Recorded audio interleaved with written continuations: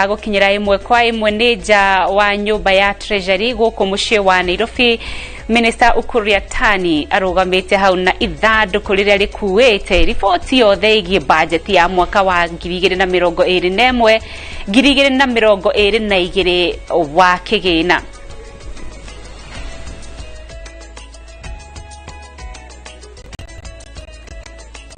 Ndio riu erekeire ngari-ini yake na kuma hau ni imwe kwa imwe ginyagia bunge-ini ya bururi kuria nao atongoria a bunge mekinyitie atongoria ni marikitie gwikinya ku thiini wa bunge ya bururi kuria budget ino igukorwo igithomwo thutha wa ndagika itari kunene.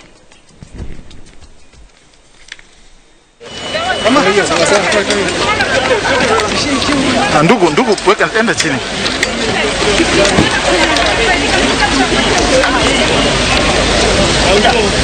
Ana stabilize ndio hiyo. Sawa.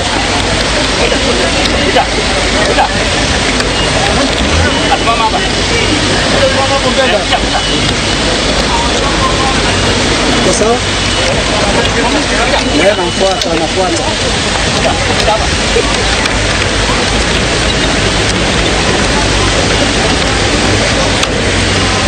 Huyo mnamwona kwa hivyo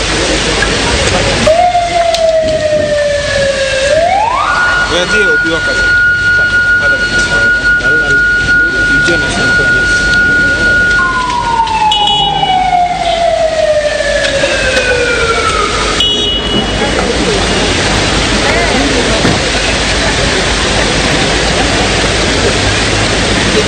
naona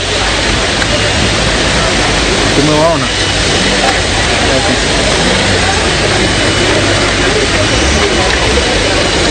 Dennis, good day, boss. Hey, good.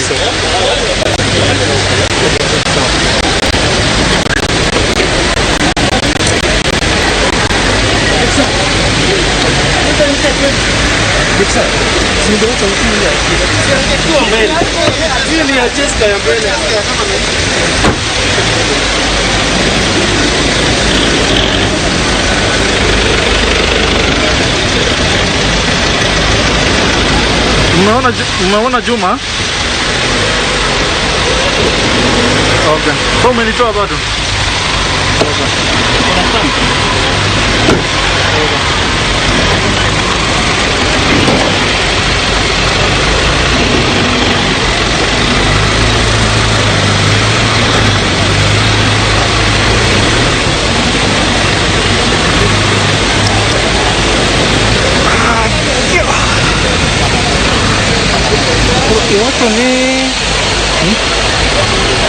It will be hard for me if my name is not there to access Parliament.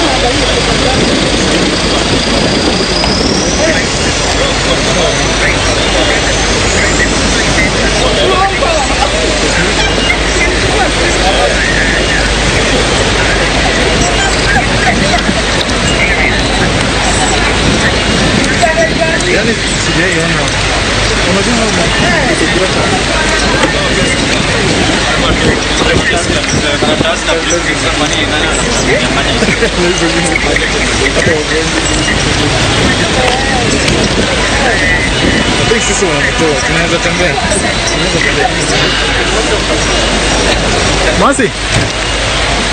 Okay, thanks.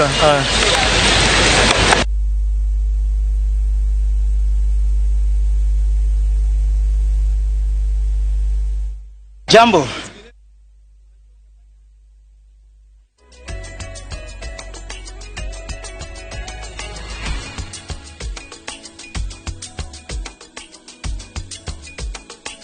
Imwe kwa imwe kuma nyumba-ini ya Treasury ngari icio cierekeirie minister wa kina ukuria tani nginyagia bunge-ini ya bururi kuria gukorwa akirekereria budget ino yetereirwo na njira nene muno.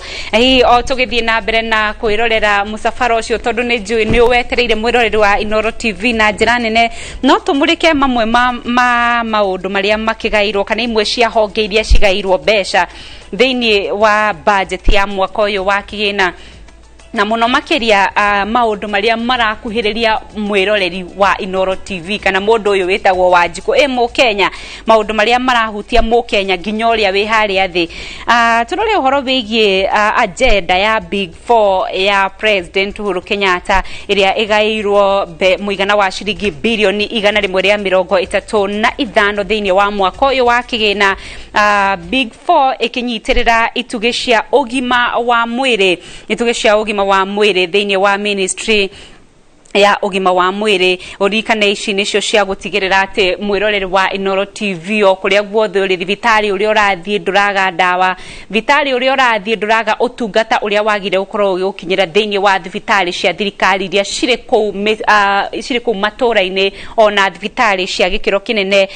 Thiini wa mbeca ici bilioni 135 thiini wa mutaratara uyu wa Big 4 no cirairwo ruhonge rwa iganda kana warahuri wa iganda milioni 18 cigithie thiini wa warahuri wa iganda niguo gutigirira ati iganda ni cirarahuka, iganda iria ningi ikoragwo ikiongerera mieke ya mawira kuri a Kenya niguo kunyihanyihia namba ya andu aria merikanaga matire mawira guku bururi-ini.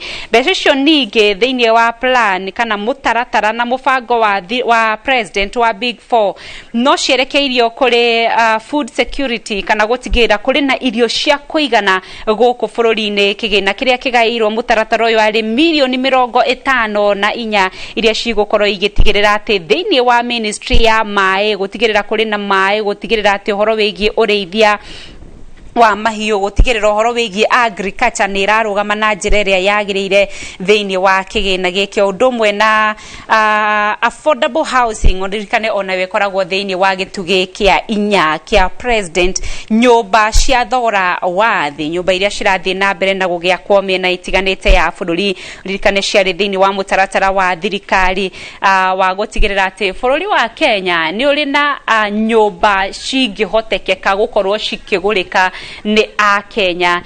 Mutaratara ucio wothe wa Big 4 ukihuthira muigana kana ukigairwo muigana wa shilingi bilioni 135.3. To uguo wiki budget ya mwaka uyu utiganu na budget cia miaka iri ingi ni ati mwaka uyu kuma mwaka muhetuku kiambiri-ini kia mwaka muhetuku mweri-ini wa gatatu bururi wa Kenya ni waingirire ithabu-ini ria mabururi maria mahutirio na njira nene ni murimo wa COVID-19. Ni COVID-19 yokire gikinya handu igituma bururi uhingwo kugie na lockdown na mabiacara nyingi mawira maingi makirugama, biacara nyingi ikirema guthie na mbere na nginyagia ugikinya handu andu aingi muno makiurwo ni mawira. Na uguo ni kuga ati ni acangire COVID-19 ni acangire hanene muno hari economy ya bururi wa Kenya gukorwo igikuruka gikiro na thi. Na nigetha kugeria kuriukia economy, budget ya mwaka uyu nigeretie kurumbuia maundu maria mahinyiririkiire muno ni COVID-19. Umwe wamo ari biacara wonjorithia guku bururi-ini yukairwo kigina gia shilingi bilioni 8.6 niguo kugeria kuriukia biacara iria ciahanire ta icokete na thi na iria ciahinyiririkiire makiria ingi cikihingwo na ciahingwo aruti a wira a kambuni icio na a biacara icio ona magituika ni mainuka. To uguo wiki budget ino no iririkanite githomo kiria ona kio kiahinyiririo na njira nene, thukuru ikahingwo igicokaga na ririkane ni COVID-19 ino no yacungiririe kalenda ya githomo gukorwo igicenjia kuma kuri mutugo uria tumenyerete igikorwo igicenjia. Muigana wa shilingi bilioni 6.4 nicio igairwo kwarahura githomo thiini wa miena yothe ya sekta ya githomo guku bururi-ini. horo wegie environment kana maria maturigiceirie na horo wegie mai ni uroretwo na muigana wa ciringi bilioni 7.4 iguo gutigirira ugima horo wegie maria maturigiceirie ni murumbuye uririkane thiini wa mweri uyu wa gatandatu niguo kurari na muthenya wa kuthaitira maria maturigiceirie na nginyagia ndagika eno honge cia maria maturigiceirie undu mwe na kambuni itigane no irathi na mbere kunyitanira kuhanda miti ria koragwo igiteithiriria maundu-ini matiganite hari hamwe na guthondeka riera guthondeka maria maturigiceirie iyo na gutigirira bururi witu ndunatigwo tari miti nigetha tutigakiurwo ni mbura kaimana mbeca ingi iria cirikitie kugairwo rungu rwa kugeria gucokereria economy ya bururi wa Kenya ni muigana wa ciringi bilioni 1.7 bilioni 1.7 icio nacio igairwo kwa dadura improving agriculture and food security kwa dadura uhoro wegie urimi na irio guku bururi-ini netwakorwo tuona mwena wa Trans Nzoia ihinda tariri kuri na gonga cirathukia migunda ni kuri na maundu maingi matumaga irio cithie na thi cicoke na thi kuongereka kwa irio bururi-ini gucoke na thi ari hamwe na gucenjia kwa riera kwaga mbura ya kuigana na nginyagia ni undu wa gukorwo mawira mathukire na biashara nyingi muno ikihingwo andu ingi muno ni mekorire mari haceke matire na irio matire na tondu matire na mawira matire na handu marona ciringi ya kugura mutu uria maraguraga wa kuigira irio metha-ini oro hwaini na niguo gutigirira ati bururi wa Kenya agriculture ni yariukio oro na ihenya ni gairwo muigana wa ciringi bilioni 1.9 niguo gutigirira agriculture o ndomwe na irio ni cigairwo food security ugitiri wa irio ni igairwo mbeca cia kuigana thiini wa budget ya mwaka uyu wa kigina uhoro uge ukoretwo wikirirwo kigina thiini wa budget ino o rungu rwa kugeria gucokereria economy rungu rwa COVID-19 ni uhoro wigie kuongerera maabitha kana maabitha a ugima wa mwiri aria moka guteithiriria kana ni undu wa COVID-19 na thibitari nyingi muno igikorwo ciri na arwaru a COVID-19 maabitha a ugima wa mwiri ari hamwe na ateithiriria a arwaru madagitari ni mongereirwo muno thibitari-ini na nigetha gutigirira uhoro ucio no uguthie na mbere mathibitari-ini ministry ino ya kigina ni rikitie kugaya kigina gia ciringi bilioni 1.2 niguo guteithiriria andu aria marekirwo marathomithio na magekirwo thiini wa ministry ya ugima wa mwiri na makiria thiini wa mathibitari ono ria ngari ino irangiritwo iria ikuite budget ya mwaka uyu wa kigina bica iria iragukinyira imwe kwa imwe ni weyo kwa hinda riri turi iri barabara-ini ya Harambee Avenue yerekeire bunge-ini ya bururi. Ndio anatembea? Anatembea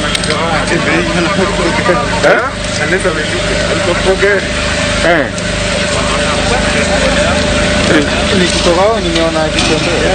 Si anatembea, si ndio hii? Anaweza ameshuka, alikuwa kwa gari. Hii escort ni nini? Anatembea ama? Yuko ndani ya gari. Sasa hii madoido ni ya nini kama atembei?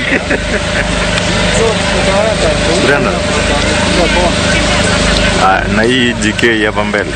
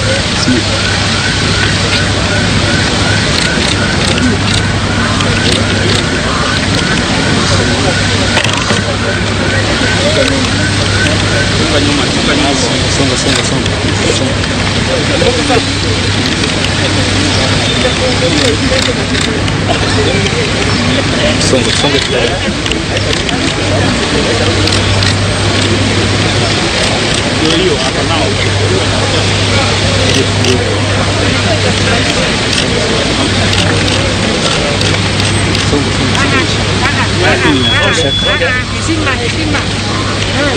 Toka kando nyinyi. Kando. Twende vizuri vile tulichukua.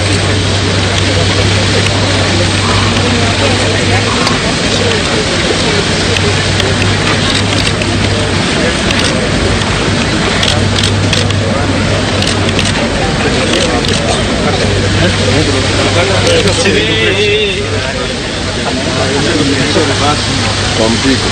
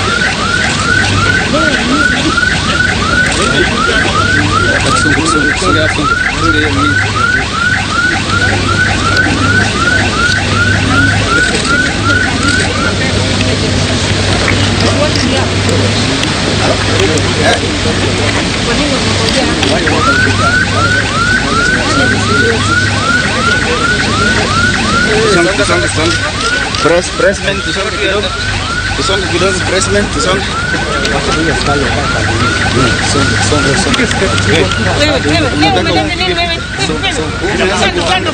Umeanza kupanga askari kazi hapa. Nikushika haishiki. Tuondoke sasa. Kando. Hivi unaonyesha kodi Twende kando. hakuna kubaya. Umekata. Umekoma. Chukua ya mwisho. Ngosi mtaanda wakole wenzenu wa ndani. Hamna nguo ya harusi ya kuingia ndani. Songe.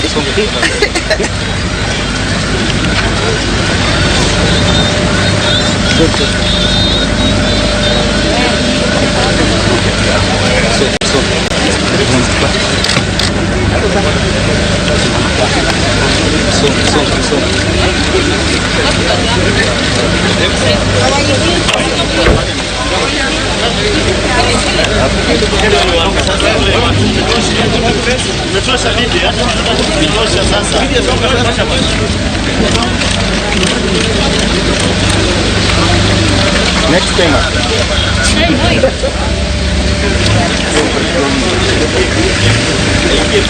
Natumia gari gani? Hii ya white.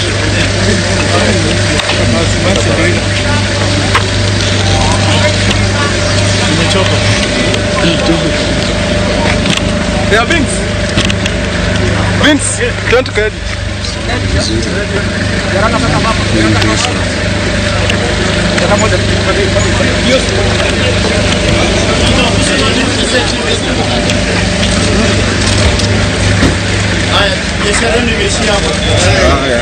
Yako imeanza.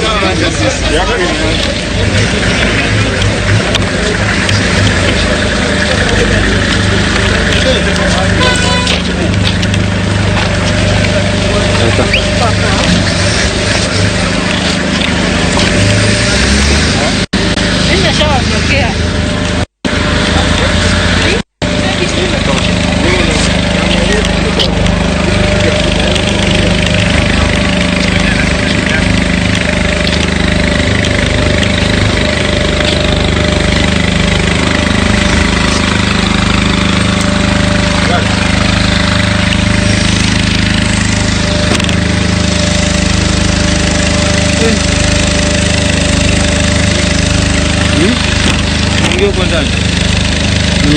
Ndio ile bwana. Hapo.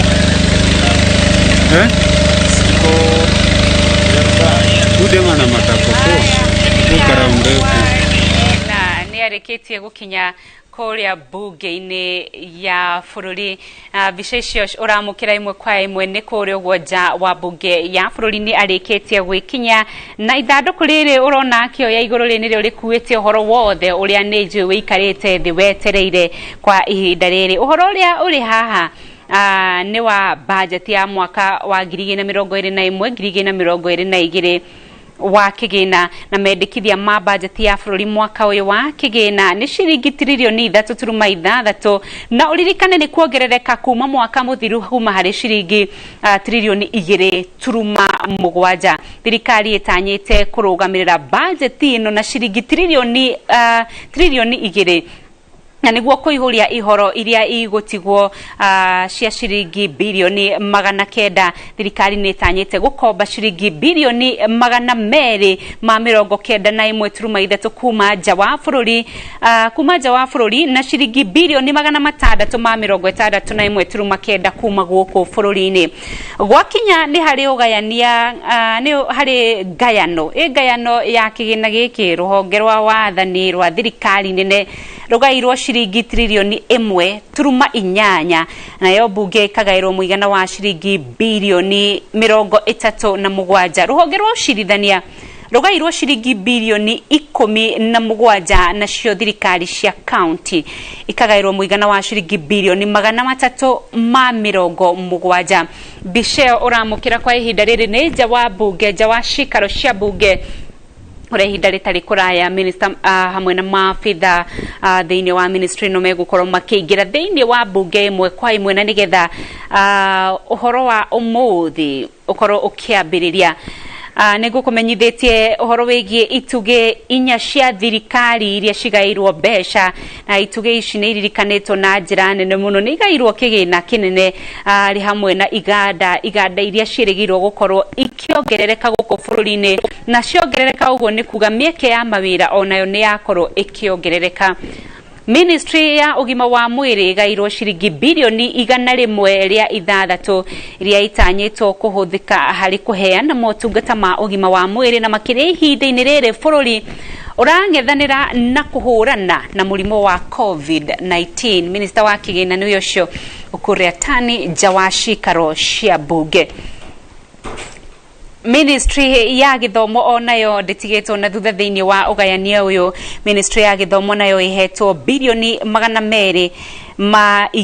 Rũhonge rwa ũgitĩri rũkaheo ciringi bilioni 183.88, nayo mĩako ya barabara na ndaraca iria ciragĩthiĩ na mbere na gwakwo, tabarĩra nyingĩ iria cirathiĩ na mbere nĩguo gũcitiriha na kuongerera ingĩ thĩinĩ wa waki wa barabara. Kĩgĩna kĩrĩa kĩgairwo ũhoro ũcio nĩ ciringi bilioni 182.5. Mbica icio iragũkinyĩra ĩmwe kwa ihinda rĩrĩ. O mũndũ nĩ ebangaga agĩthiĩ kwaranĩria na Akenya. Ona President Uhuru Kenyatta rĩrĩa erĩgĩirwo kwaranĩria na Akenya, githĩ nduonaga rĩmwe nĩ oragĩrĩria no woire mask yake. Ona Minister Ukuriatani nĩ arora wega kana nĩ ekĩrĩte mask yake akĩingĩra kũrĩa ũguo cikaro-inĩ cia bunge. Mbica ĩyo ũramũkĩra TV-inĩ yaku kwa ihinda rĩrĩ nĩ nja wa cikaro cia bunge. Ndagĩka itarĩ kũnene minister egũkorwo akĩingĩra thĩinĩ wa bunge ya bũrũri. Nĩ ũcio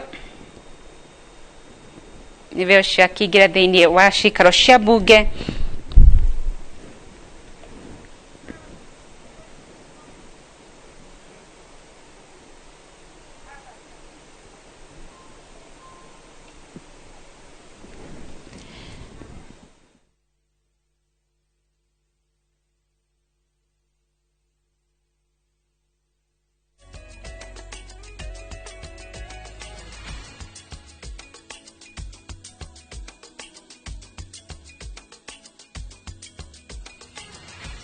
Thegio muno mwirorero wa Inoro TV uthiete na mbere kwirorera Inoro TV na uthiete na mbere kwirorera mehariria ma guthomo kwa budget ya mwaka wa 2021 2022 wa kigina mwaka uria ukorwo kiambiriria tariki 1 mweri wa mugwanja mweri twerekeire kiguo budget githomo mweri uyu uguo ndi kuga twerekeire gutiriha mweri uyu urathira wa kigina nigetha twingire thiini wa mweri ungi mwaka ungi wa kigina ti mweri mwaka ungi wa kigina na nigukoragwo ngirora ndina maratathi maingi muno haha ngirora uria budget ino igayanitio no ndirakiona uria igayanitio nginyagia ministry ya githomo ndakorwo ngikumenyithia ministry ya githomo iri na budget ya muigana wa ciringi bilioni 200 niguo gutigira ruhonge rwa githomo ruria ruthingithitio na njira nene ni murimu wa COVID-19 rugatuma nginyagia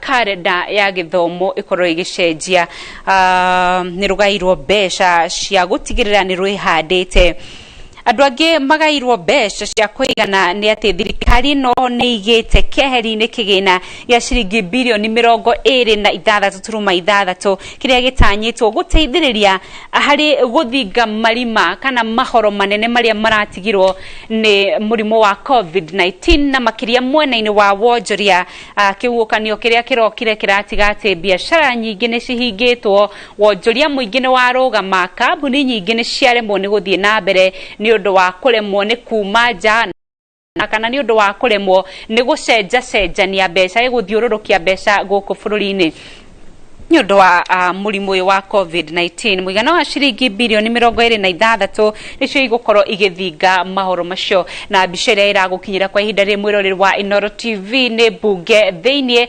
icikaro-ini cia bunge thiini uria turona bunge no marehaririria gugiikara thi nigetha manyite mugeni wao muthi thiini wa cikaro cia bunge no tuguthie na mbere na kurora maria matanyitwo gukorwo makirorwo na njira nene muno makiria no mwirorero wa Inoro TV tondu ngukumenyithitie hau kabere ni ati budget ya mwaka uyu ni ya muigana wa ciringi trilioni 3.6 na thirikari ni itanyite gukorwo ikiongerera thirikari ni itanyite gukorwo ikirugamirira budget ino ni tanyitaniria na mwandiki tugathoni wa njihia ni twaranirie na muikariri gite chairman wa budget kamiti ya budget ya bunge Kanini Kega na ni akorirwo akiaririria na njira nene uhoro wigie mbeca ici iria iratuika ni gukombo kuma na nja wa bururi tondu akenya makirekereria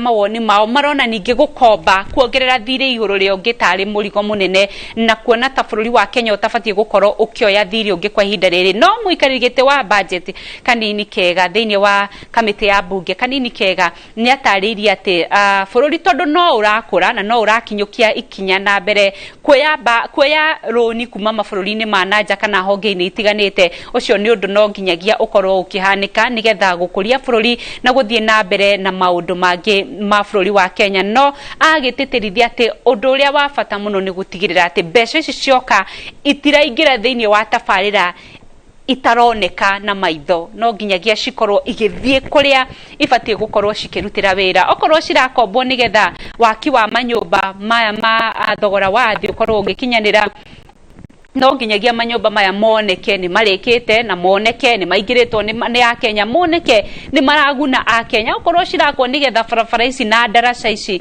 igairwo kigina giki ikorwo cigiakwo nigetha mukenya wa kawaida akorwo agiteithika ona ti mukenya wa kawaida mukenya wothe tondu barabara ihuthagirwo ni mundu wothe Kanini Kega atetirithitie ati no nginyagia mbeca ici ciakombo kuma na nja igatiga kurira uguo kana igatiga gutuika ati gutire na record theru ya mbeca iria ciokire cithiete ku na ningi agititiriria ati ha niho bururi wa Kenya urabatara ruhonge rwa magoti ruhonge rwa igoti rukorwo rukihanda wega muno gutigirira ati ni ruraruta wira uria kwagiriire o ati mundu angikuruhanio na ungumania wa mbeca cia muingi ni arakorwo akiorwo ikinya ria kiwatho na gutwirwo uria agiriire ni ruhonge rwa igoti ucio mbica cio iragukinyira imwe kwa imwe ni thiini wa bunge ucio ni mutaratara akurehe mugeni wa bunge muthenya wa umuthi bicucu iragukinyira ni bunge ya bururi ndagika itari kunene ndukaume hau na ndukaregerie mutambo tondu Inoro TV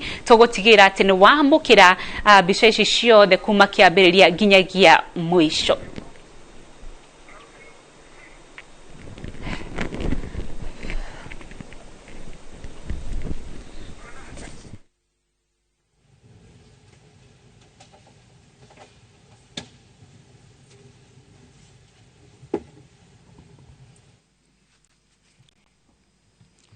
Let us pray. Almighty God, who in wisdom and goodness have appointed the office of leaders and parliaments for the welfare of society and the just government of the people, we beseech you to behold with your abundant favor us, your servants, whom you've been pleased to call to the performance of important trust in this republic. Let your blessings descend upon us here assembled, and grant that we treat and consider all matters that shall come under our deliberation in so just and faithful a manner as to promote your honor and glory, and to advance the peace, prosperity, and welfare of our country and of those whose interests are committed to our church. Amen.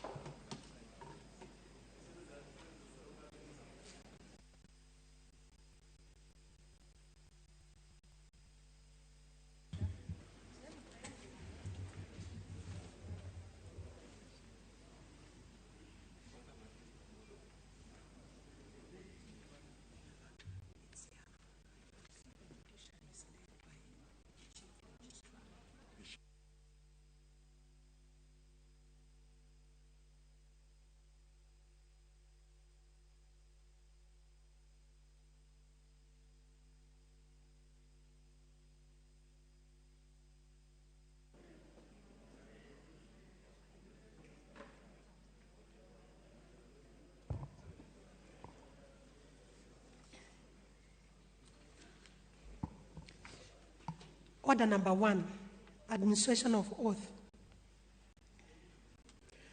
Order number 2, communication from the chair. Order number 3, messages. Order number 4, petitions.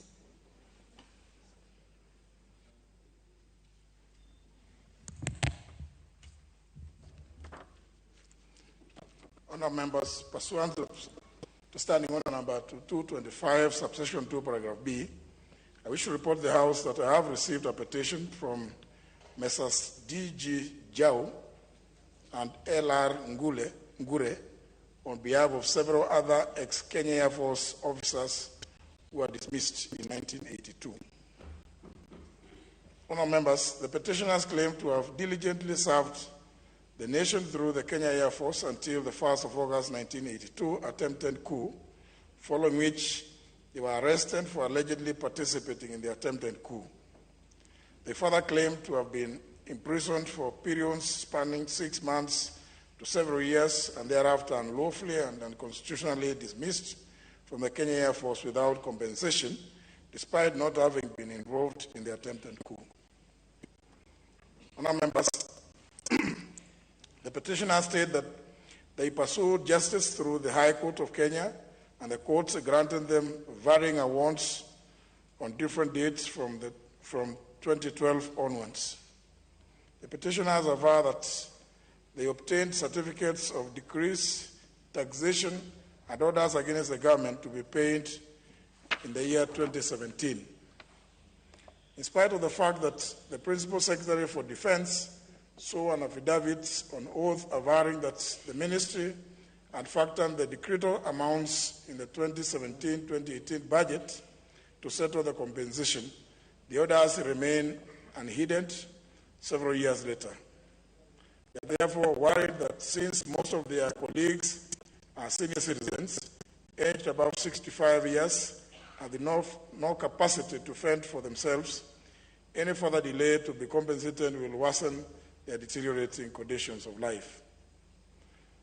Honourable members, the petitioners are therefore praying that the National Assembly allocate to the Ministry of Defence such funds necessary in the 2021-2022 financial year for compensation and settlement of decretal debts and the interest accrued thereof to the ex-Kenya Air Force officers who were dismissed in 1982. Honourable members, having determined that the matters raised by the petitioners are well within the authority of this House, I order that pursuant to the provisions of Standing Order 227, the petition be committed to the Budget and Appropriations Committee. The committee is required to consider the petition and report its findings to the House and the petitioners in accordance with the provisions of Standing Order 227, subsection 2. The committee may also consider proposing necessary adjustments to the 2021-2022 budget for the relevant vote or votes so as to accommodate the prayers of the petitioners should they find them being capable of being accommodated. I thank you, members.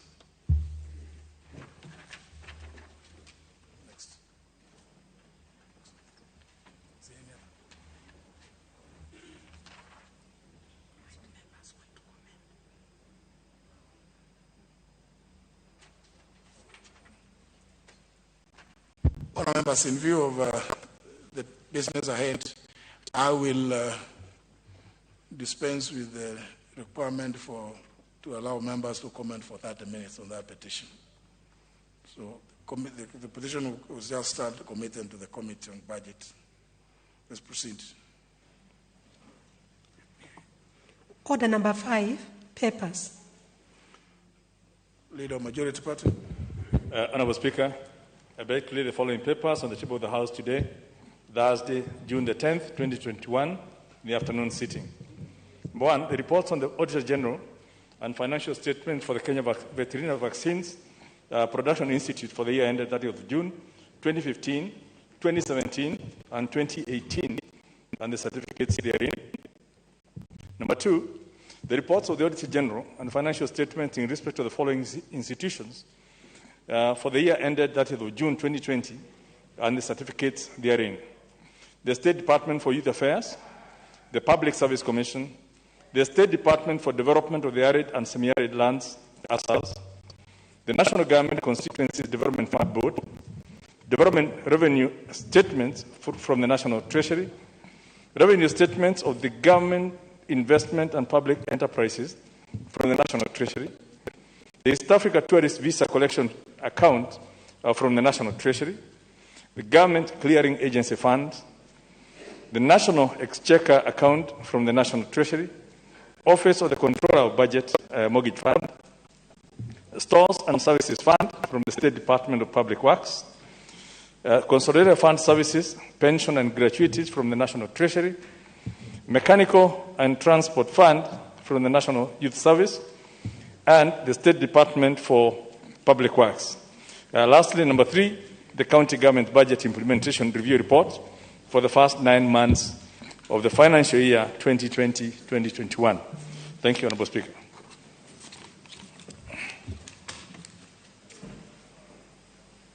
Next order.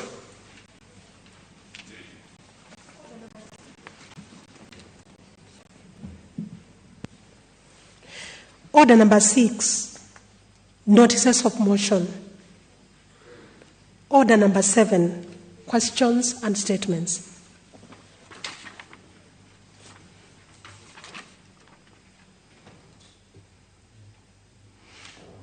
First segment, questions. The first question is by the member for Kajiado North, the Honourable Joseph Mbanjeti.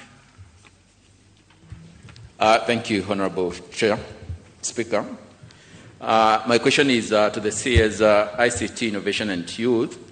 The first part, could the Cabinet Secretary provide an update on the status of implementation of the Kenya National Addressing System under the Communication Authority, which involves physical and electronic naming and numbering of buildings and streets? 2, what urgent measures is the ministry taking to ensure that institutionalization of the national addressing system is expedited? Thank you, Chair. Speaker. The question will be replied to before the Committee on Communication, Information and Innovation. Next question by the member for Stare, the Honorable Charles Jagua.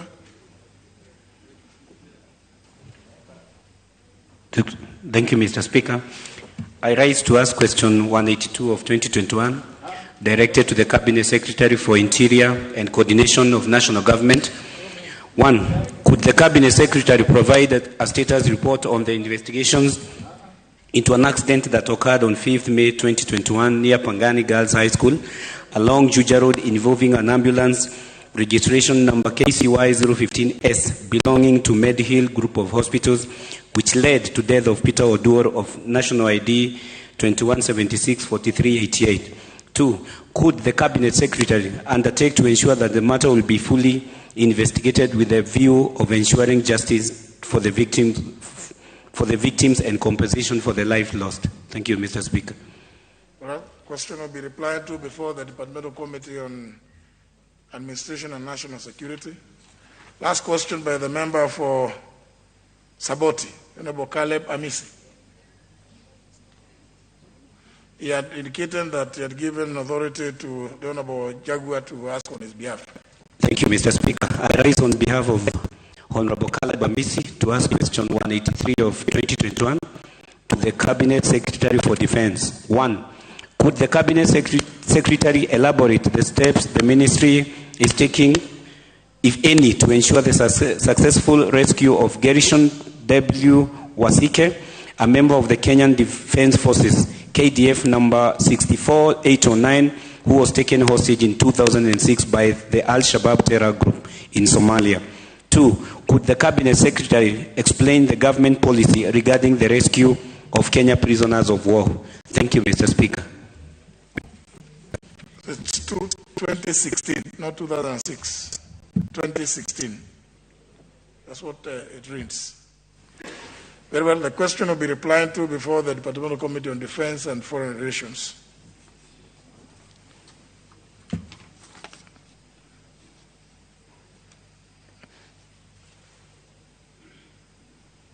I can see somebody who has pressed an intervention. Member for Dagoretti South, what's your intervention about?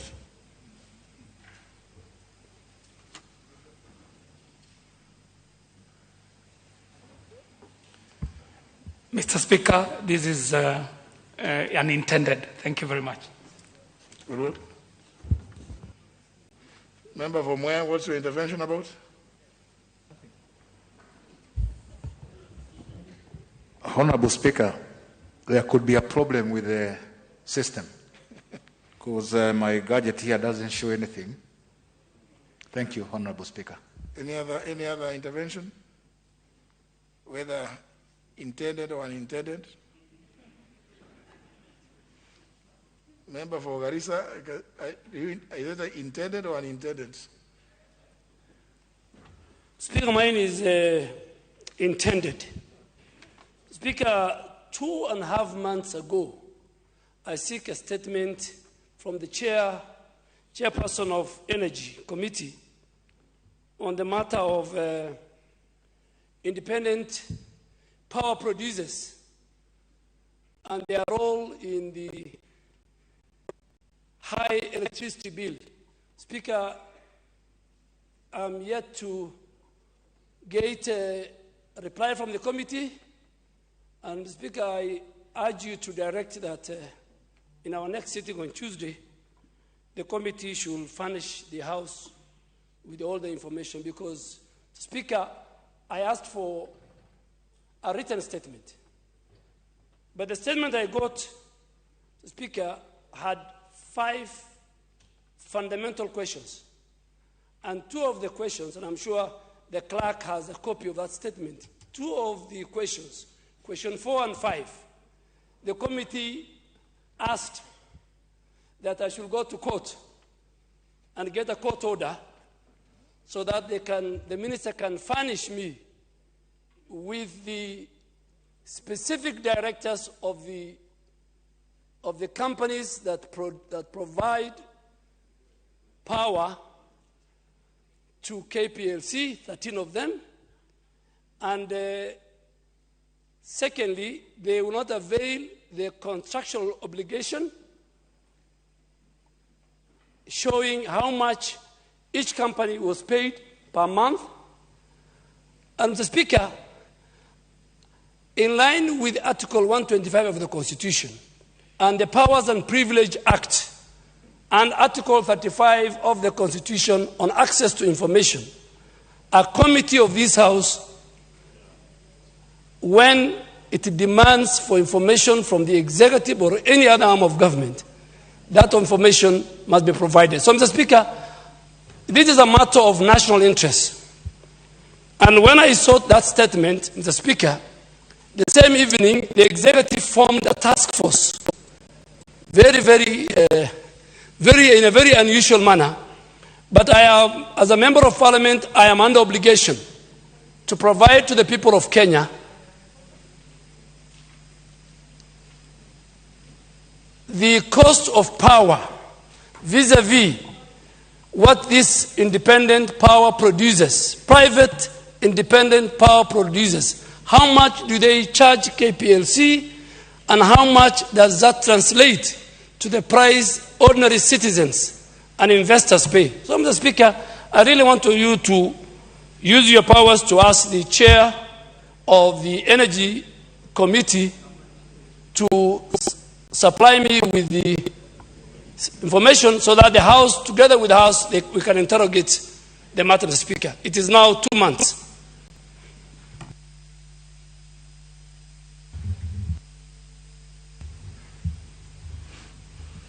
Where's the chair of the Particular Committee on Energy?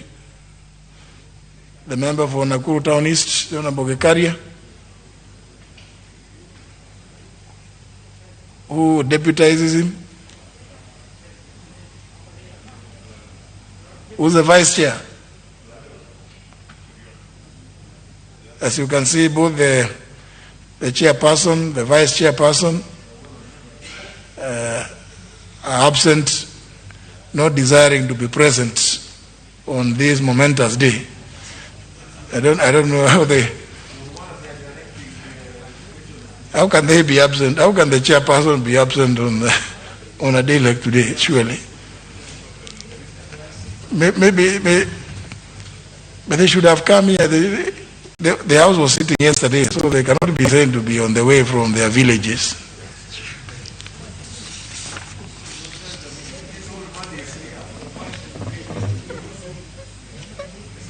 The member who is raising his hand up there, would you want to speak on behalf of the chairperson or on behalf of the vice chair or on your own behalf?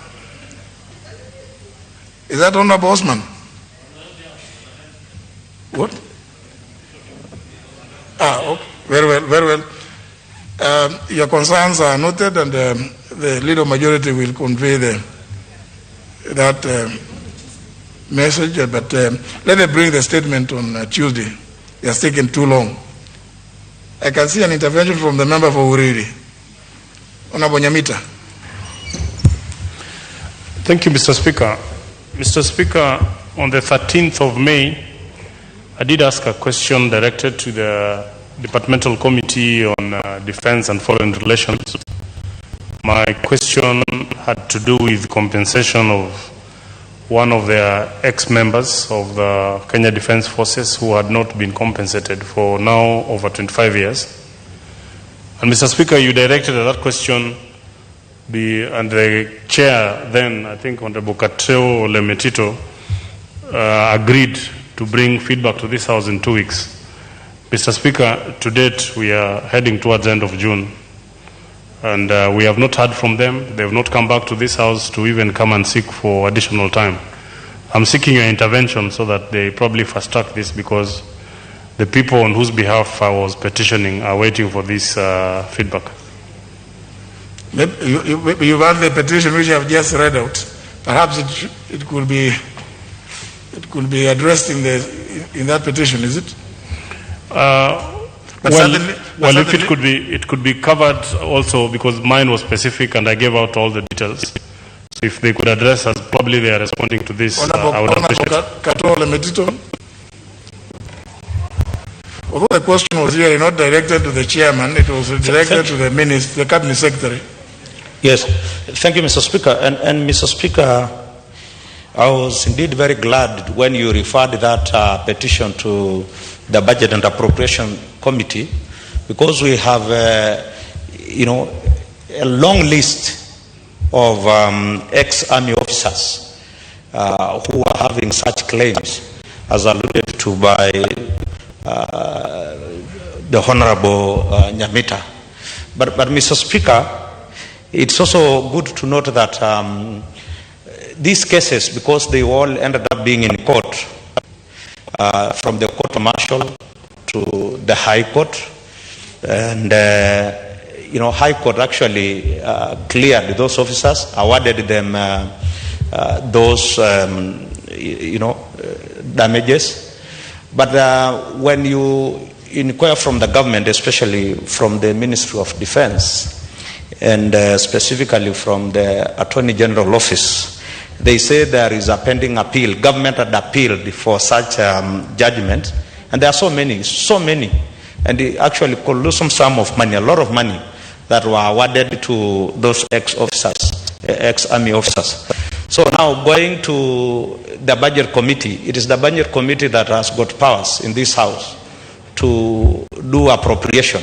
So in the case of the Honorable Nyamita, I'm very sure it will be covered there, where the Budget Committee will look into the judgment of the High Court and whether there is any live appeal in the Court of Appeal on the same matter, and then they will make an informed decision. Thank you, Mr. Speaker.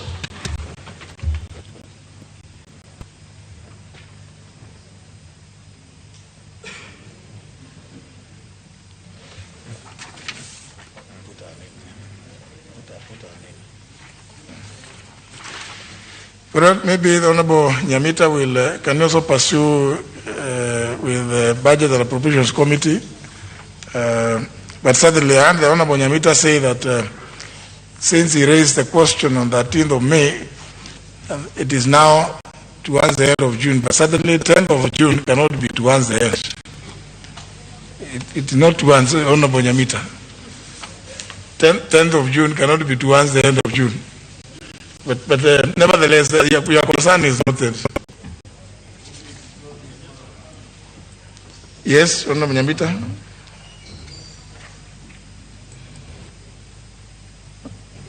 Mr. Speaker, whereas I appreciate the feedback from the Chair of Defense and Foreign Relations, I think it would be justice if the committee at least looked into the matter instead of generalizing and saying that I think, in this House, the Chair cannot come and say, I think that petition, when we have they are seized of that very question that I asked.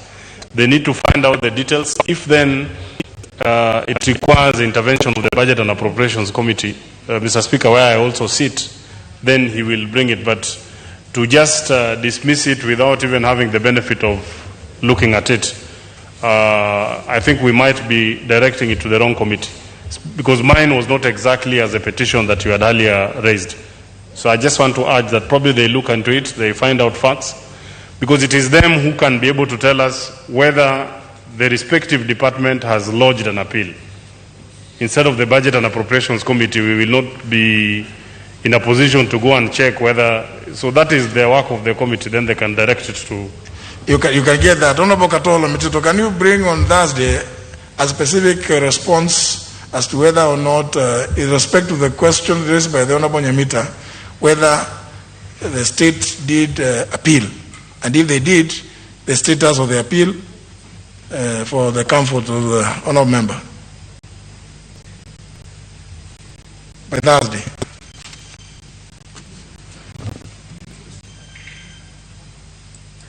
Yes, Mr. Speaker,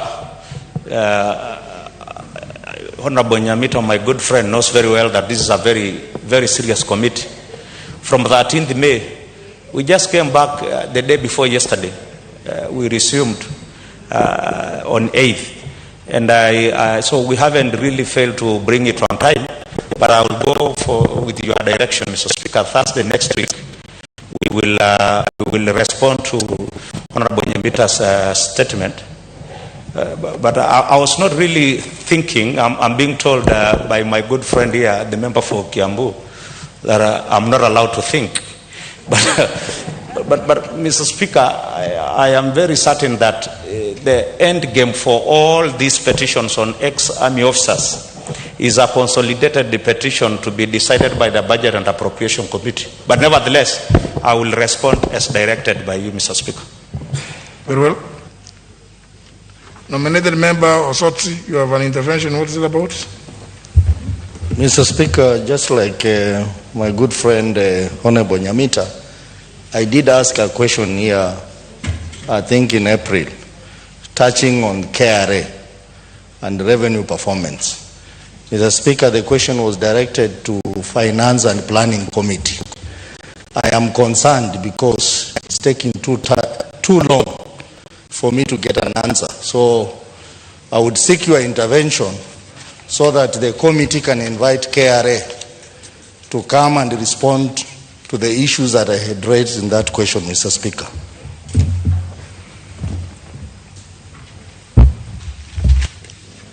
Chair of Budget, Honorable Wanga. Finance and Planning. Thank you, Honorable Speaker. I'm really surprised by the Honorable Sotsi, because I have been in constant communication with him. He himself came to me and he told me when we had invited KRA to come and respond that he was not going to be available to come and listen to the answer to that question, Honorable Speaker. And he asked me to postpone it indefinitely until he's available.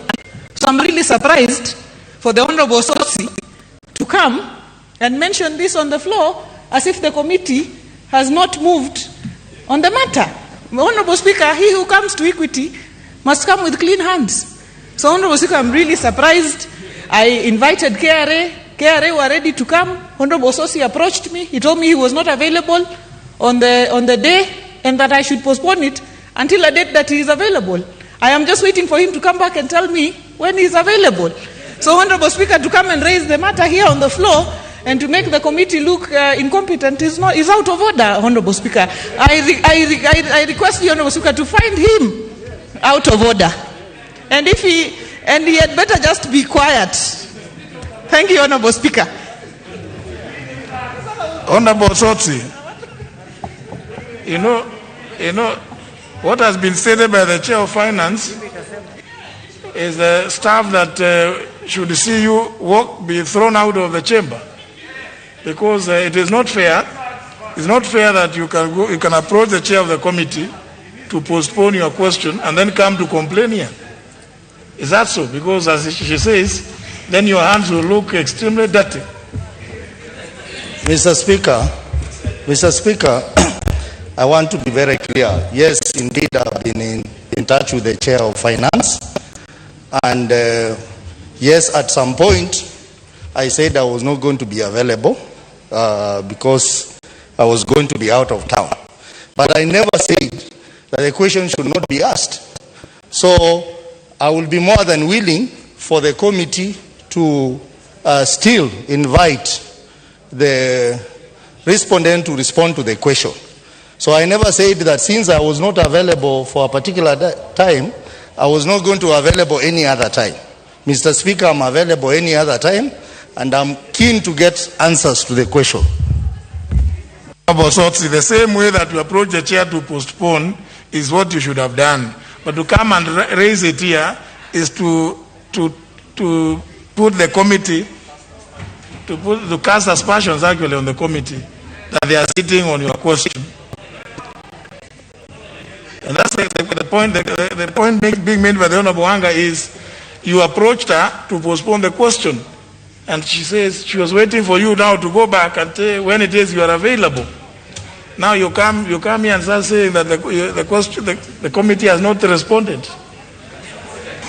Yeah, actually, you should actually apologize to the committee. Honorable Sotsi, apologize to the committee. Apologize the committee. Mr. Speaker, it's very clear that I've been in touch with the Chair of Finance, whom I respect a lot. It's only that at one point I was not available, and I'm sorry for all that confusion. But, Mr. Speaker, through your intervention, I would still request that if opportunity is available, I would be very keen to get responses to my question, Mr. Speaker. In the same way you approached her, go and approach her to set a date for the question to be answered. I think, honourable members, let's proceed with business. This you can see now, members think is an occasion for, I don't know what's the cause for excitement. Because you can see you may have forgotten because of the long holiday. You see, the Honourable Sotse forgot he is the one who requested for the postponement of the question. Honourable Jaldesa, what's your intervention about? Thank you, Mr. Speaker. I had earlier praised an intervention before he apologized. I appreciate it. Very well. Leader majority. Yeah, he has apologized.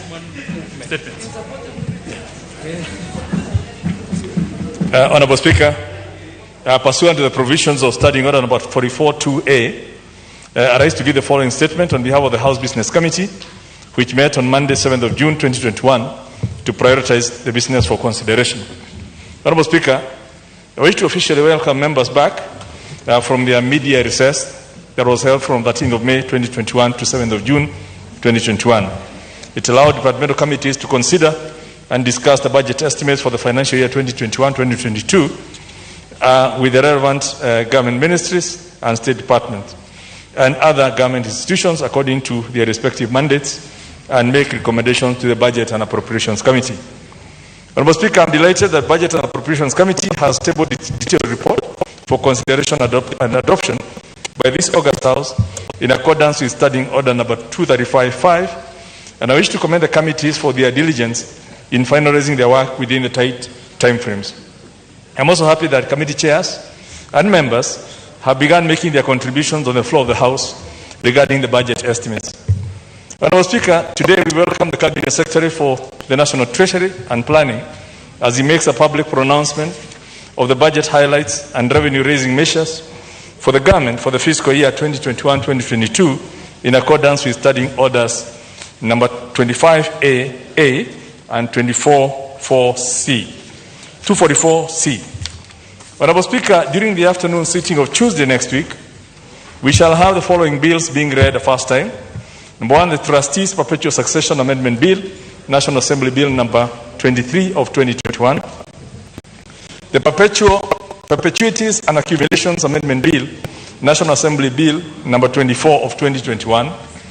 And the Certified Managers Bill, National Assembly Bill number 26 of 2021. Honourable Speaker, we shall also continue consideration of the report on the budget estimates for the financial year 2021-2022 for the third and final allotted day. Once this is concluded, the House shall continue debate on the motion on the report of the Auditor General of Financial Statements for the national government for the financial year 2017-2018. Honourable Speaker, members will recall that we amended the calendar of the House to hold evening sittings on Tuesdays and Wednesdays starting from next week until our next recess in July. As such, during the evening session of Tuesday, 15th of June 2021, that is the session beginning from 7 to 9:30 p.m., we have scheduled the following business for consideration. Number one, in the Committee of Supply, in accordance with the procedure provided for in Standing Order number 241. Two, the second reading of the Waqf Bill, National Assembly Bill number 73 of 2019. And number three, a motion on the report of the Departmental Committee on Finance and National Planning on the inspection visits to ascertain the impact of revenue enhancement initiatives on revenue collection. Honourable Speaker,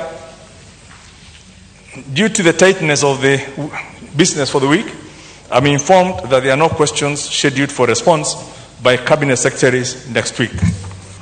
Honorable Speaker, the House Business Committee will reconvene on Tuesday, the 15th of June, 2021, to schedule the business for the rest of the week. I now wish to lay this statement on the table of the House. Thank you, Honorable Speaker. Very well. Next order. Order number 8, the National Government Constituencies Development Fund Amendment Bill, National Assembly Bill number 4 of 2021, first reading. A bill for an act of Parliament to amend the National Government Constituencies Development Act 2015. Next. Order number 9, the Kenya Roads Amendment Bill, National Assembly Bill number 13 of 2021, first reading. For an act of Parliament to amend the Kenya Roads Act and for connected purposes.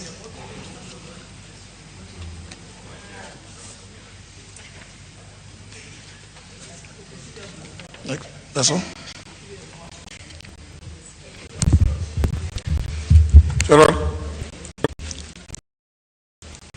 Member, this is indication number 27 of 2021, which deals with interruption of business for delivery of the highlights of budget estimates for the financial year 2021-2022. Honourable members, as you are aware, this week the House has been considering the report of the Budget and Appropriations Committee on the budget estimates for the national government, Parliament, and the judiciary for the financial year 2021-2022. This process will proceed to the Committee of Supply, which will allocate funds to various votes and programs under the three arms of the national government. Ultimately, the process comes to an end upon the passage and enactment of the Annual Appropriations Act, which anchors the respective allocations in law and authorizes the attendant withdrawals from the consolidated fund. Honourable members, as part of this process, Section 40, Subsection 1 of the Public Finance Management Act of 2012, read together with Standing Order 244, Paragraph C, requires the Cabinet Secretary for the National Treasury to make a public pronouncement of the budget highlights and revenue-raising measures of the national government.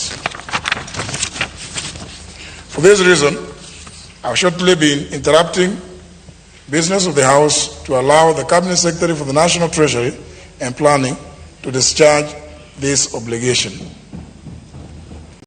Honourable members, before I do so, allow me to recognize the following Cabinet Secretaries who are seated in the Speaker's row for this occasion, being led as the time we are sitting, Mr. James Macharia, EGH Cabinet Secretary for Transport, Professor Margaret Kobia, EGH Cabinet Secretary for Public Service, Mrs. Cecily Kariuki, Cabinet Secretary for Water, and several other dignitaries.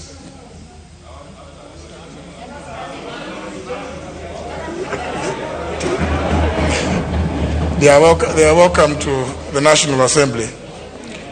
Honourable members, I also wish to recognize the Governor of the Central Bank of Kenya, Dr. Patrick Njoroge, as well as representatives from the judiciary led by the Commissioner Evelyn Olwande, who's accompanied by the Chief Registrar of the Judiciary, Mrs. Anne Amandi, and other judicial officers. And are pleased they are seated in the diplomatic boxes. Honourable members, seated at the public servants' benches are other distinguished guests from the National Treasury accompanying the Cabinet Secretary this afternoon. They include the Chief Administrative Secretary, National Treasury, the Honourable Nelson Gaishuye, the Chief Administrative Secretary, Planning, Mr. Eric Simiyu Wafuho, and the Principal Secretary, National Treasury, Dr. Julius Muya. Finally, recognize Mrs. Phil Kao, Director of the Parliamentary Budget Office. is also seated at the public servants' benches. Please join me, members, in welcoming them to the National Assembly this afternoon in our usual manner.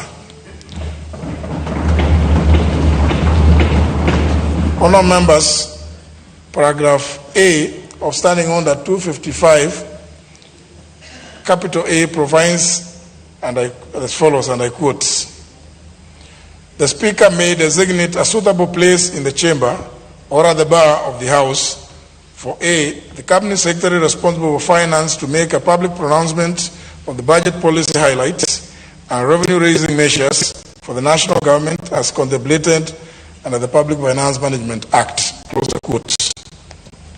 In furtherance of this provision, I have designated a suitable place to the right of Mr. Speaker's seat and adjacent to the public servants' benches to enable the Cabinet Secretary for National Treasury and Planning to discharge his obligation under Section 40 of the Public Finance Management Act 2012 and Standing Order 244C of the National Assembly Standing Order.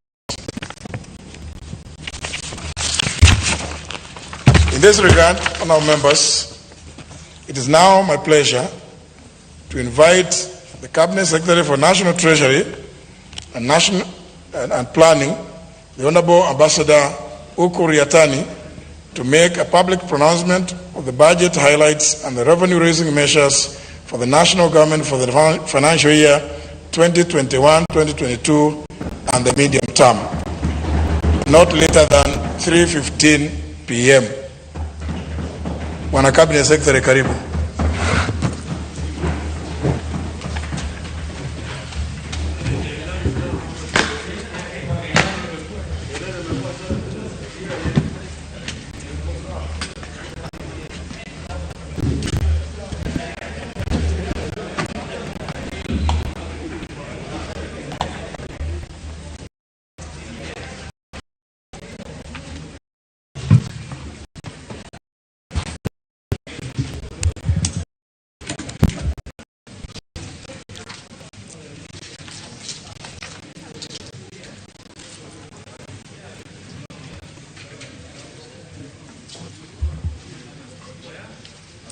Mr. Speaker, it is once again a privilege for me to present to this Honourable House and the people of Kenya highlights of the budget policy and the revenue-raising measures for the financial year 2021-22.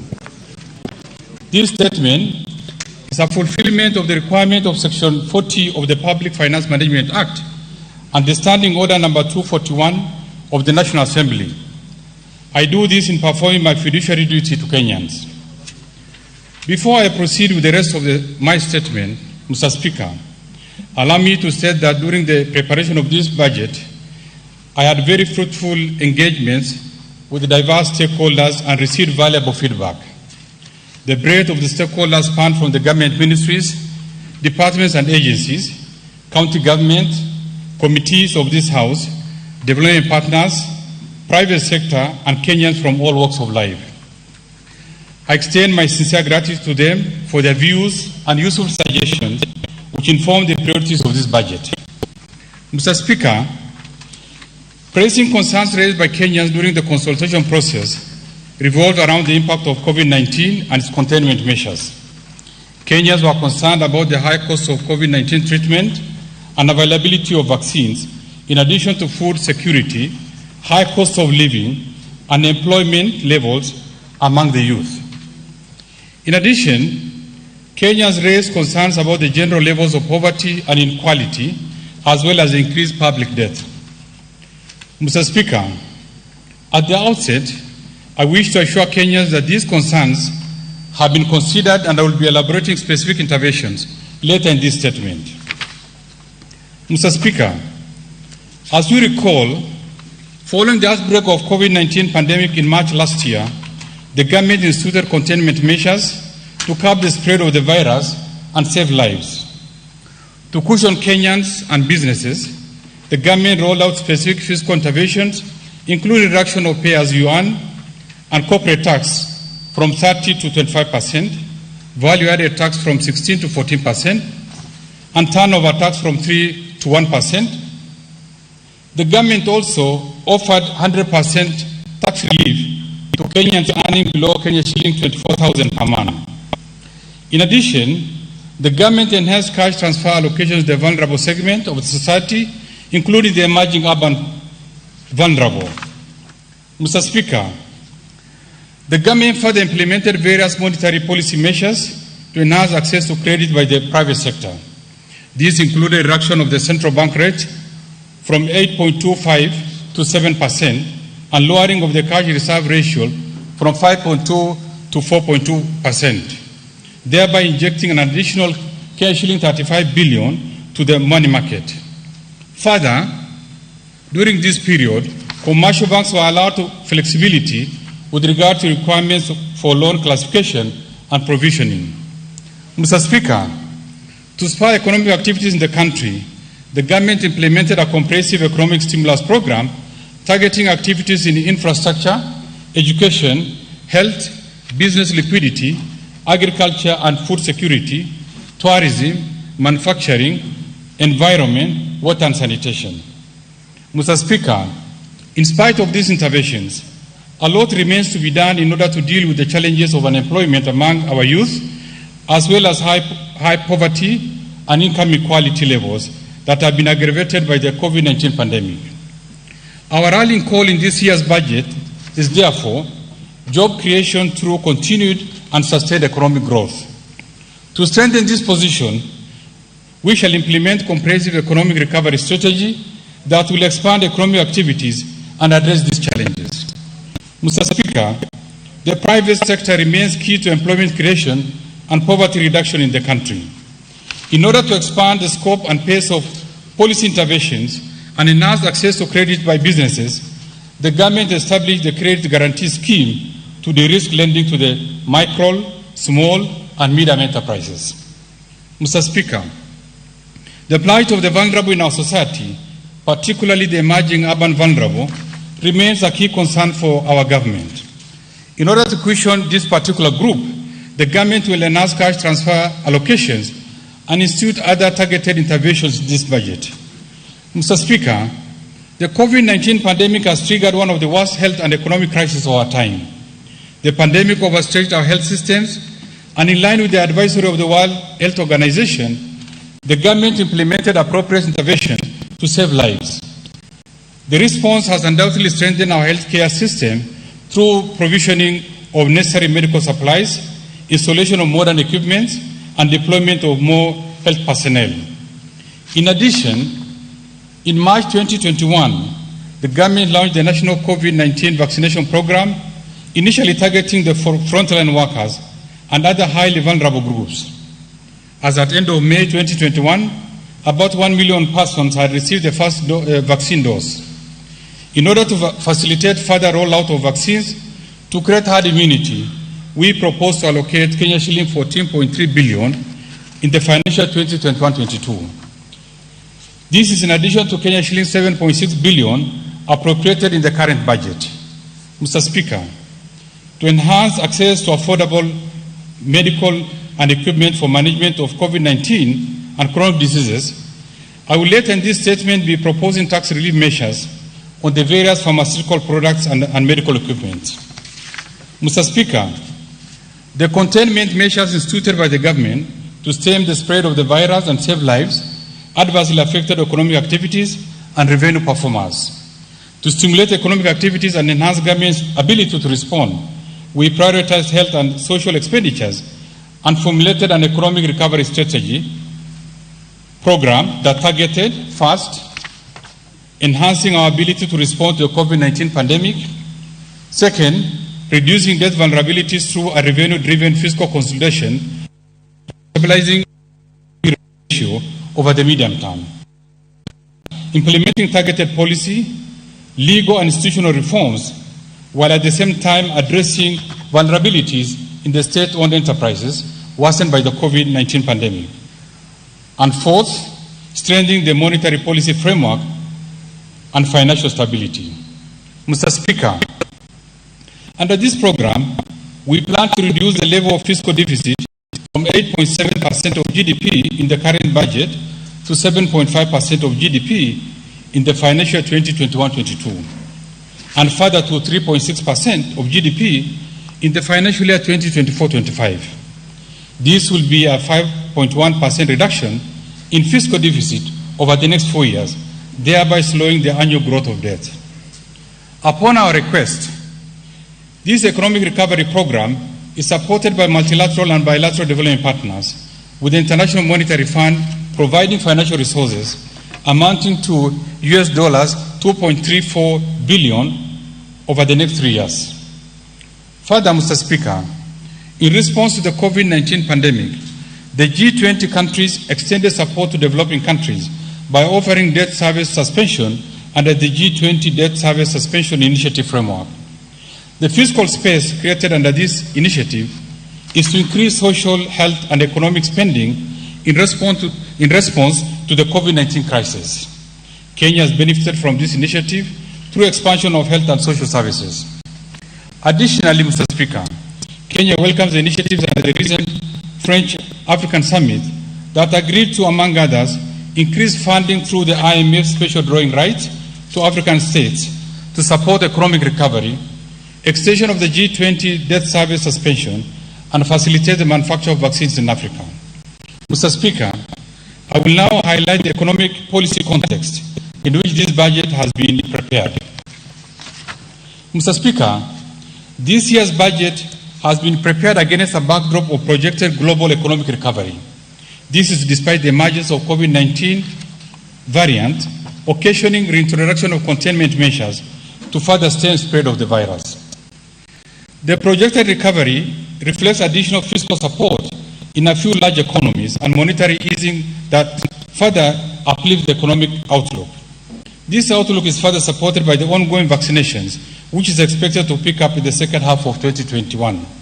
In this regard, Mr. Speaker, the global economy is projected to grow by 6% in 2021 from a contraction of 3.3% in 2020.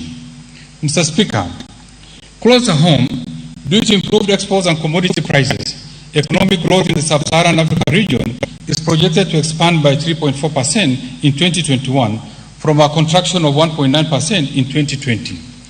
This growth will also be supported by recovery in both private consumption and investment as the economies reopen. Mr. Speaker, like the rest of the world, our economy was not spared from the adverse impact of the pandemic. In addition, the Kenyan economy experienced two other shocks. One, the invasion of the desert locusts that damaged crops, and two, floods that caused loss of lives and livelihoods, displacement of people, and destruction of infrastructure. Given the impact of these shocks, economic growth for 2020 declined to 0.6% from 5.4% in 2019. Mr. Speaker, economic growth is expected to rebound to 6.6% in 2021. This recovery reflects the lower base of 2020, when most services sectors were adversely affected by the closure of the economy, recording negative growth. The outlook in 2021 will be reinforced by the prevailing stable macroeconomic environment and the ongoing implementation of the strategic priorities of government under the Big Four agenda and economic recovery strategy. Weather conditions are expected to be favorable, supporting agricultural output. As a result, export of goods and services will expand as global demand normalizes. Over the medium term, the economy is expected to remain resilient and grow at a rate above 6.1%. Mr. Speaker, this growth outlook is affirmed by the recent surveys by the Monetary Policy Committee, revealing a general optimism about economic growth prospects. In addition, the recent IMF mission to Kenya noted that economic recovery is underway and estimates economic growth consistent with our projections. Mr. Speaker, to support this growth outlook, we shall continue to maintain macroeconomic stability. Inflation, which stood at 5.9% in May 2021, is expected to remain within the target range of 5%, with a margin of 2.5 on either side, supported by prudent fiscal and monetary policies. Interest rates will be expected to remain low and stable, supporting growth of private sector credit. The balance of payments is also expected to be strong, with the current account balance projected to remain at 5.2% of GDP. Further, the rebound in horticulture and tea exports as well as increased inflows of remittances, will support build-up of adequate levels of official foreign exchange reserves, creating buffers against short-term shocks in the foreign exchange market. Mr. Speaker, the aforementioned economic outlook may be affected by emerging domestic and external risks. The emergence of new COVID-19 variants could lead to reinstatement of containment measures, disrupting among others. Speaker, adverse weather conditions could lead to low agricultural output. Further, increased public expenditure pressures, particularly wage demands, could put a strain to the fiscal space. Mr. Speaker, the government will continue to monitor these developments and take appropriate policy interventions to safeguard the economy while the risks to materialize. Mr. Speaker, having outlined the economic policy context for this budget, we have carefully reflected on a theme that will resonate with our strategies to protect lives and livelihoods during this period of COVID-19, cushion the vulnerable, and support economic recovery for employment creation and poverty reduction. In this respect, we have framed the theme for this budget as Building Back Better, a strategy for resilient and sustainable economic recovery and inclusive growth. Mr. Speaker, the next section of my statement will give highlights of the policy priorities of the government and the strategy for economic recovery. I will later provide highlights of the fiscal framework underpinning the budget, spending priorities, and the proposed tax policy measures. Mr. Speaker, the implementation of Big Four agenda remains a high priority and critical to the economic recovery.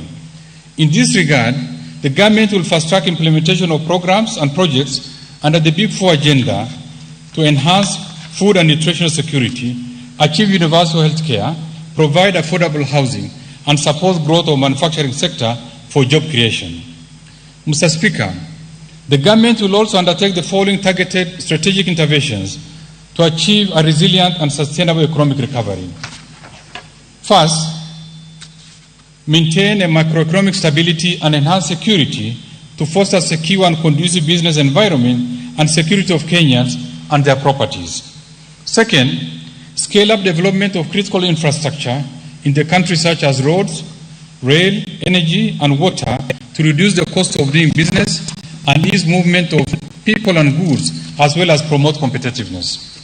Third, enhance investment in key economic sectors for broad-based sustainable recovery by promoting agricultural transformation, growth in manufacturing, environmental conservation and water supply, stimulating tourism recovery, and sustainable land use and management. Fourth, expand access to quality social services in health, education, and appropriate social safety nets for the vulnerable population. Fifth, support the youth, women, and persons living with disability through government-funded empowerment programs that leverages on partnerships with the private sector organization. Sixth, support county government through transfer of shareable revenues to strengthen their systems and capacity in service delivery. And lastly, implement various policy, legal, and institutional reforms to enhance efficiency of public service delivery. Mr. Speaker, following the outbreak of the pandemic, we implemented the economic stimulus program to support economic activities and mitigate the adverse impact of the pandemic on Kenyans and businesses. The achievement of the program includes: 1, creation of 100,000 jobs opportunities for the youth under the Kazi Mtaani initiative and 5,500 community scouts in wildlife conservation areas across the 47 counties. 2, improvement of education outcomes through construction of additional classrooms in secondary schools, procurement of locally fabricated desks for both primary and secondary schools, and recruitment of 4,000 and 8,000 primary and secondary school intern teachers, respectively. 3, enhancement of healthcare system capacity by recruiting 5,000 diploma and certificate level healthcare workers for 1 year under the universal health coverage. 4, enhancement of liquidity to businesses through payment of VAT refunds of shilling 10 billion and clearance of pending bills of shilling 13.1 billion. 5, de-risking of lending to micro, small, and medium enterprises by providing shilling 3 billion to the credit guarantee scheme as a seed capital. And 6, cushioning the vulnerable, particularly the emerging urban vulnerable, with an additional shilling 10 billion to the cash transfer program. Mr. Speaker, building on the success of the aforementioned interventions, the government is now set to implement an elaborate economic recovery strategy that aims to reposition the economy on an inclusive and sustainable growth trajectory. The strategy seeks to enhance resource mobilization to ensure sustainable funding of our deployment programs from diverse sources, including public-private partnership and lease financing. The strategy will also support the role of the private sector in the economy and further facilitate credit access by micro, small, and medium enterprises through the credit guarantee scheme. Under the strategy, the government will upscale investment in ICT and digital infrastructure in order to facilitate e-commerce and efficient delivery of public services. The government shall also promote local production processes and domestic supply value chains and strengthen social protection through targeted policy interventions and programs. Mr. Speaker, undoubtedly, successful implementation of this strategy will enable us to realize the aspired economic growth, create employment, and narrow income inequalities. I will later in this statement propose budget allocations to the government priority areas. Mr. Speaker, besides the achievements under the economic stimulus program, the ongoing key strategic interventions of government as well as sustained policy reforms over the years have greatly transformed the economy and improved the welfare of Kenyans. Mr. Speaker, I will now highlight some of the key achievements realized from these investments and reforms. Mr. Speaker, at the macroeconomic level, our prudent fiscal, monetary, and financial policies have resulted into fast, strong economic growth that averaged at 5.6% between 2013 and 2019. However, the onset of the COVID-19 pandemic slowed growth in the year 2020.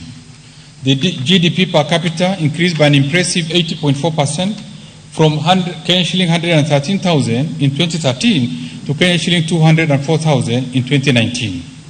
New jobs created by both the formal and the informal sector increased by 12% from 755,000 in 2013 to 846,000 in 2019. Second, inflation rate has remained within target range, averaging 6.1%. Third, interest rates have declined while credit to the private sector increased. Lending rates declined from 17.3% in 2013 to 12% in 2020, while the central bank rate declined from 8.5% in 2013 to 7% in 2020. As a result, credit to the private sector increased from shilling 1.5 trillion in 2013 to shilling 2.8 trillion in 2020. Fourth, the current account deficit improved from 8.8% of GDP in 2013 to 4.7% of GDP in 2020, supporting the stability of the foreign exchange market. And fifth, revenue collection, including appropriation in aid, doubled from shilling 900 billion in the financial year 2013-2014 to an estimated shilling 1.8 trillion in the financial 2020-21.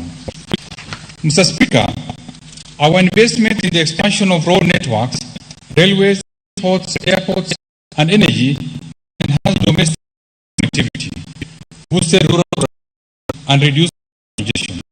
These investments include: 1. The standard gauge railway and the urban commuter rail in Nairobi, the ongoing rehabilitation of meter gauge railway lines